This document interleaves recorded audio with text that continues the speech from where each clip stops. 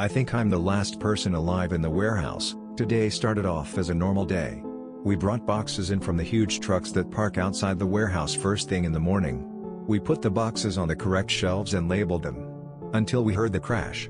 Everyone rushed over to the source of the noise quickly, and there, on the floor, was one of our coworkers, crushed underneath the shelf. In a warehouse of 6 people, we all knew each other well, and everyone was shocked. We tried to call 911, but of course, the signal was gone. I don't know what we expected. Our controlling boss had literally put up signal blockers to stop people from getting off task. I was the only person in the warehouse who had 5G and could actually get the smallest bit of signal. I called the manager, but there was no response, just the pre-recorded message. Everyone was basically in hysterics, but I tried to stay calm. 2 people need to leave the building and go look for help. The other 2 can stay here with me and see if she's alive. I said in what I thought was a commanding voice, but I couldn't even convince myself. I didn't expect the 2 coworkers who were staying with me, Sarah and Jess, to try and figure out if Lucy, the girl who was crushed, was alive, so I knew I had to. With a deep breath, I hoisted the shelf up off of her and gasped. She was mutilated, there were deep cuts where the shelf had fallen onto her.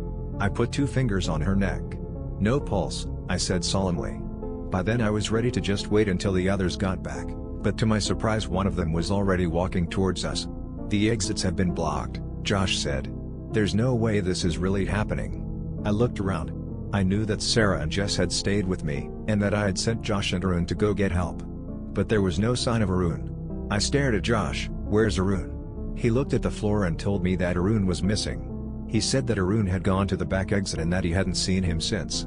I was scared, but I didn't try to put up a facade this time. Oh no, oh no, oh no, no this isn't happening, I mumbled, more to myself than to anyone else.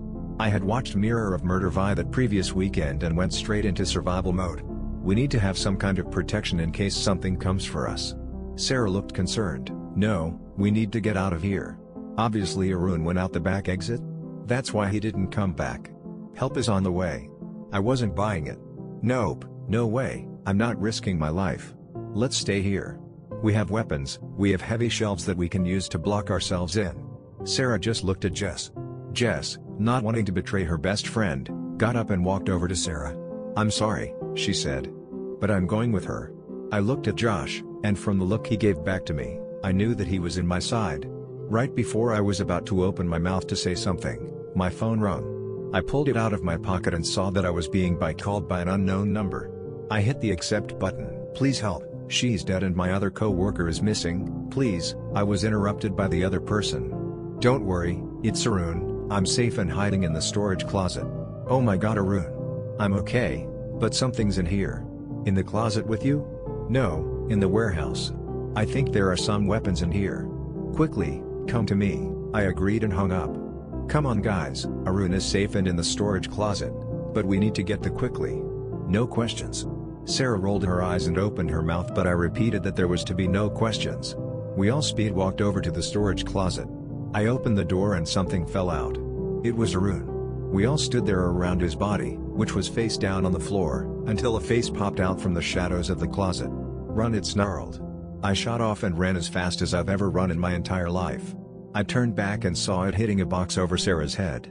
She had tripped over and was too slow to get back up.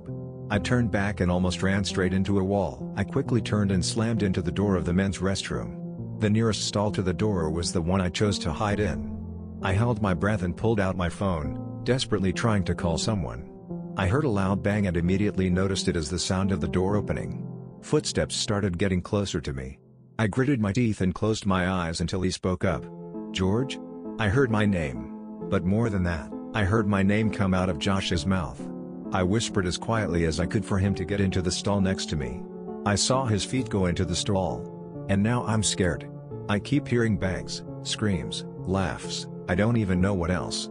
I'm terrified that whatever that thing was will find me. But listen to this, never, ever go to this avenue unless you want to die.